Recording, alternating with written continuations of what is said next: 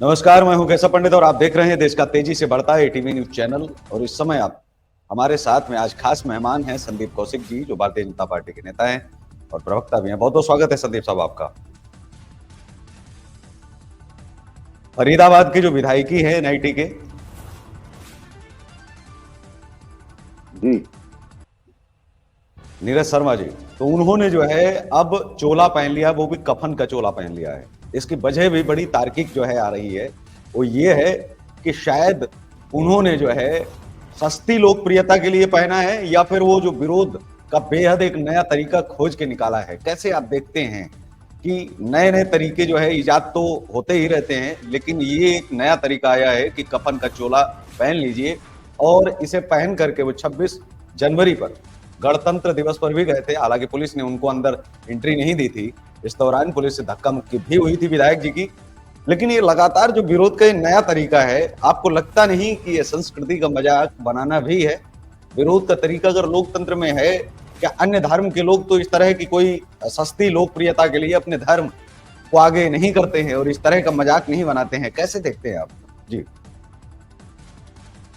केशव जी,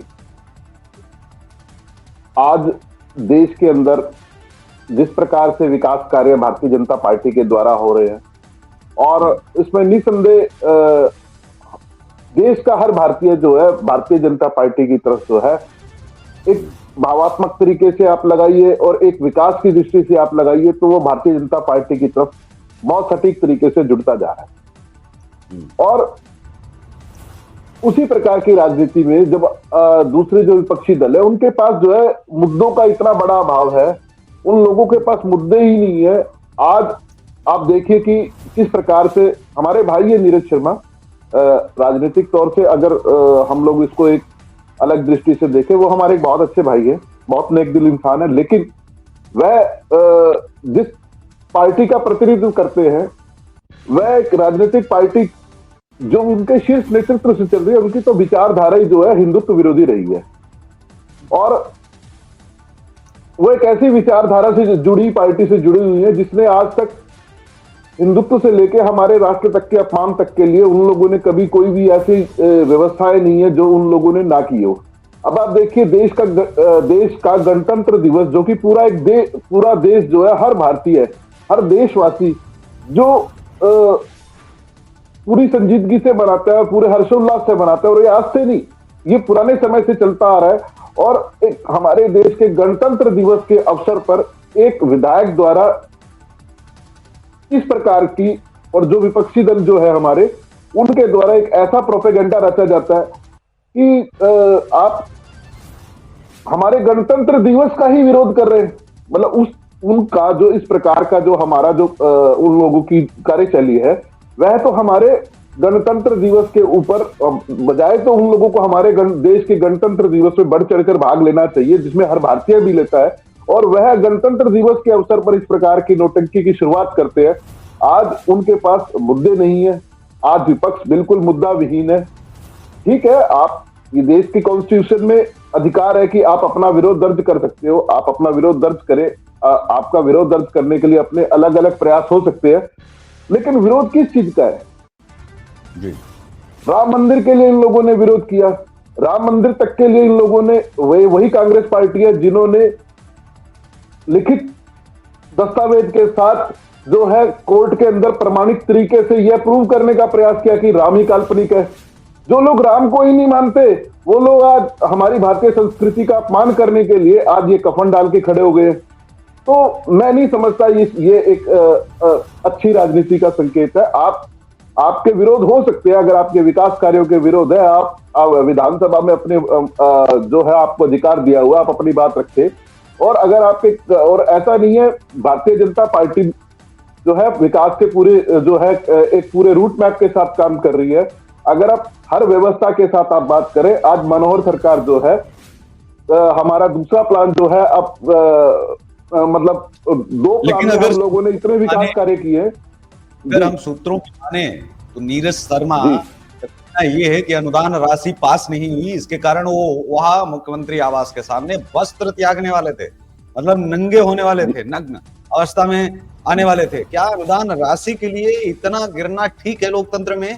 कि आप वस्त्र आप त्याग दें और आप निर्वस्त्र होकर के आप वहां जाएं, तो क्या मुख्यमंत्री आवास में आसपास महिलाएं नहीं है? अनुदान राशि पहली बार रुकी है क्या?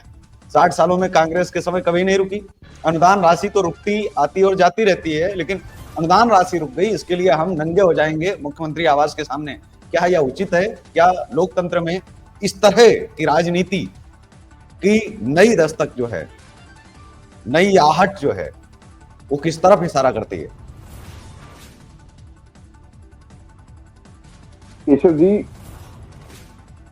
आपके शब्द ही बता रहे हैं, क्योंकि आप तो किसी पार्टी के प्रवक्ता नहीं है, आप किसी पार्टी के प्रतिनिधित्व नहीं करते, और एक आम नागरिक भी अगर इस विषय को आज देख रहा है, आज समझ रहा है, आज देश का हर नागरिक इस व्यवस्था को देख रहा है कि कांग्रेस पार्टी कितने अपने निचले स्तर तक जा रही है। विकास राशि का रुकना कोई मतलब ये कोई एक ऐसा पहली बार प्रकरण नहीं हुआ, लेकिन विकास राशि क्यों रुकी गई, यह बहुत बड़ा विषय है।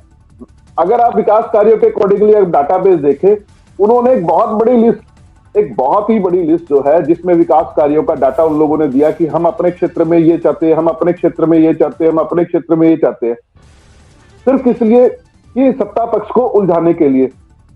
जबकि मनोहर सरकार जो है, उनके पास अकेला जो है फरीदाबाद नहीं है, फरीदाबाद के अलावा जो है हमारे टोटल 23 जिले बनते हैं और जिसके अंदर 90 विधानसभाएं हैं। और मनोहर सरकार ने तो बिना पक्षपात के, बिना किसी भेदभाव के, उन्होंने सभी जगह जो है अनुदान राशि जो है एज पर प्रोटोकॉल के अकॉर्डिंगली दी है। और अगर फिर भी उनका कोई विरोध था, तो विरोध करने के और बहुत से तरीके हो सकते हैं। ये जो तरीका कभी आप वस्त्र त्यागने का कर रहे हैं, कभी आप जो है कफन ओढ़ के खड़े हो रहे हैं, ये बड़ी निम्न स्तर की जो है राजनीति आज भाई हमारे नीरज शर्मा के माध्यम से जो कांग्रेस पार्टी का प्रतिनिधित्व कर रहे हैं, और ये स्पष्ट तौर से दिखाती है कि आप अपनी बात को जनता तक पहुंचा ही नहीं पा रहे। आपकी बात जब जनता भी सुन नहीं पा रही, तो आपने खुद को जो है हाईलाइट करने के लिए, खुद को जो है एक व्यवस्था के साथ जो है जोड़ने के लिए आप ये कभी आप वस्त्र त्याग रहे हैं, कभी आप कफन ओढ़ रहे हैं। आप हमारी सनातनी भाषा में कफन ओढ़ने का मतलब तो बता दीजिए, कफन ओढ़ने का मतलब क्या है? आप खुद को ये डेड घोषित कर रहे हैं कि मैं आज अपनी विधानसभा का प्रतिनिधित्व ही नहीं कर पा रहा, मैं अपने मुद्दे ही नहीं उठा पा रहा, मैं अपनी विधानसभा की जो विकास कार्यों की जो व्यवस्था है वो विधानसभा में नहीं रख पा रहा, लेकिन मैं बाहर आके कफन ओढ़ रहा हूं। तो ये कौन सा विरोध करने का तरीका हो गया भाई? लेकिन इसे भारतीय संस्कृति का मजाक क्या नहीं समझा जाए, या फिर हिंदुत्व का मजाक नहीं समझा जाए? लगातार कांग्रेस तो वैसे ही आरोपों से घिरी रहती है लगातार इतने वर्षों से, और एक नया कलंक, एक नया धब्बा फिर लगातार जो है इनकी पार्टी के नेता ही लगा रहे हैं। नेताओं को ये समझ नहीं आ रहा है कि हम जो काम कर रहे हैं, कम से कम एक बार तो पंडित जी से पूछ लें। लेकिन वो तो स्वयं शर्मा जी जो है, मुझे लग रहा है कि कोई व्यक्ति अगर ऐसा कुकृत्य अगर करेगा, मैं तो कुकृत्य इसलिए कह रहा हूं क्योंकि सनातन से जुड़ा मामला है, कफन ये ओढ़ सकते हैं, तो मुझे लगता है आने वाले समय में बुर्का पहन करके भी ऐसे विधायक जो है वो घूमेंगे, कहेंगे कि नहीं हम तो बुर्का का समर्थन करते हैं, तो इसलिए बुर्का पहन के ही घूमेंगे। तो कई तरह की चीजें आएंगी आने वाले समय में, देखने को मिलेंगी। शायद वो वहां नमाज भी पढ़ते दिख जाएं मस्जिदों में जाकर के, क्योंकि उनको जो है वो इस्लाम बचाना है, मुसलमान बचाना है, उनको अन्य जातियां और अन्य धर्म दिख जाते हैं। लेकिन यहाँ जब जातियों की बात होती है, यहाँ जब धर्म की बात होती है, तो इसमें ये सब उल्टा लगातार करते दिखते हैं। किस तरह से देखते हैं कि क्या सनातन का अपमान लगातार जो सहन हम लोग कर रहे हैं और ये देश कर रहा है, कब तक आखिर करेगा? ये सनातन का अपमान तो है ही, साथ में जो ये कफन जो पहन रहे हैं, क्या पूरी कांग्रेस पर कफन पड़ा हुआ समझा जाए कि आखिरी जो कील है वो ताबूत में अपने आप ही ठोकने में लगे हुए हैं ऐसे नेता? जी केशव जी, जिस प्रकार से इन कांग्रेसियों की जो कार्यशैली है, वह देश को एक सीधा सीधा संदेश दे रही है। जहां एक तरफ भारतीय जनता पार्टी आगामी चुनावों में 400 प्लस के आंकड़े की तरफ बढ़ रही है, और हम लोगों ने एक लक्ष्य तय किया कि हम 400 का आंकड़ा जो है आदरणीय नरेंद्र मोदी जी के नेतृत्व में हम लोग जो है कमल में भारत की तरफ बढ़ेंगे। और वही इस प्रकार के जो ये कांग्रेस की तरफ से जो प्रखंड है, वह तो सीधे सीधे ही वह दर्शा रहे हैं कि हम उन लोगों को सिर्फ एक ही वर्ग विशेष का वोट चाहिए, और जिसके लिए कांग्रेस टिकी है, जिनके लिए राहुल गांधी जो इनके शीर्ष नेता है, उन्होंने ओपन अखबारों के माध्यम से भी हम लोगों के पास जब ये व्यवस्था आती है कि कांग्रेस पार्टी के हमारे जो राहुल गांधी के उनका बयान आता है कि कांग्रेस तो है ही मुसलमानों की पार्टी, तो जब ये है ही मुसलमानों की पार्टी, राम भक्तों पे ये गोलियां चलवाने वाले हैं, ये कार सेवकों पे गोलियां चलवाने वाली पार्टी, ये वही पार्टी है जिन्होंने देश को बर्बाद करने के लिए 70 सालों में देश को कहां से कहां पहुंचा दिया। तो इन लोगों के लिए जिस प्रकार से मुस्लिम वोटर की अगर हम बात करें तो वो तो सभी को चाहिए। मुस्लिम का भला किसने किया ये भी सरकारों को देखना चाहिए, और मुझे लगता है खास करके मुसलमानों ने खुद भी देखना चाहिए कि हमारा भला किसने किया, हमारे लिए मकान किसने दिए, और हमारी एजुकेशन बर्बाद किसने किया, हमारे स्वास्थ्य बर्बाद किसने की, और हमें सही ढंग से सही रास्ता बताने वाले कौन से सरकार आई है, ये भी देखना चाहिए। साथ में ये भी देखना चाहिए कि मुस्लिम वोटर चाहिए किसको नहीं। समाजवादी पार्टी मुस्लिम वोट पर जो है तुष्टीकरण की राजनीति कर रही है, चाहे वो बहुजन समाज पार्टी हो, बसपा हो, या सपा हो, या फिर आरजेडी हो, जेडीयू हो, या फिर तमाम छोटे छोटे जो घटक दल है वो तो कर ही रहे हैं। लेकिन साथ में जो नई पार्टी अभी उभर के राष्ट्रीय दल जो बना है आम आदमी पार्टी, उसको भी आप देख लीजिए। उसके साथ में कांग्रेस तो लगातार कर ही रही है, और AIMIM के जो अध्यक्ष है सदुद्दीन ओवैसी, वो भी लगातार वो भी चाहते हैं कि मुस्लिम वोटर उनकी तरफ जो है आए। तो मुस्लिम वोटर आखिर है क्या है जो हर जगह नचाया जा रहा है? सभी को नाच पसंद है कि नहीं मुस्लिम वोटर हमको भी चाहिए, कितना मुस्लिम वोटर है? और क्या आपको लगता है कि मुस्लिम वोटर की वजह से जो है सरकार बनती है या बिगड़ती है, या केवल इस देश में दिखावा ये है कि छोटों की बात अगर करते हम रहेंगे तो इस देश में बड़ों के लिए हमें कुछ करना नहीं पड़ेगा, बड़े घर बैठे तमाशा देखते रहेंगे कि अच्छा ये तो मुस्लिम वोट के पीछे पड़े हैं। मुस्लिम वोट के पीछे पड़ना दिखावा है या फिर सनातन के साथ छलावा है? जी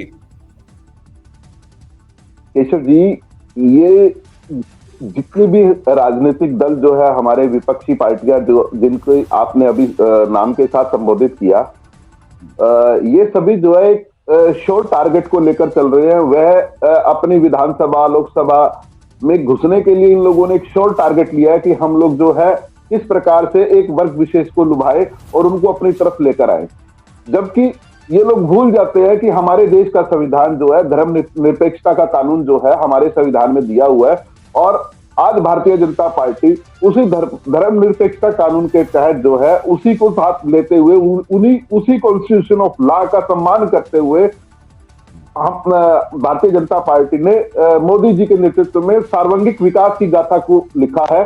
आज चाहे कोई आवास योजना है या हमारी किसी भी प्रकार की सरकारी योजना है, उसका लाभ जो है सभी धर्मों को, सभी वर्गों को समान रूप से मिला है।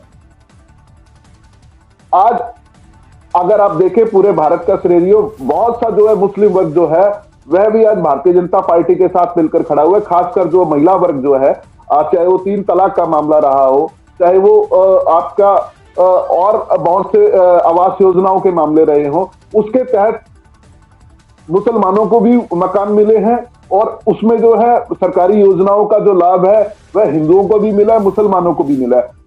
हमारी पार्टी ने कहीं पर भी किसी भी धर्म विशेष के साथ या किसी जाति विशेष के साथ भेदभाव ना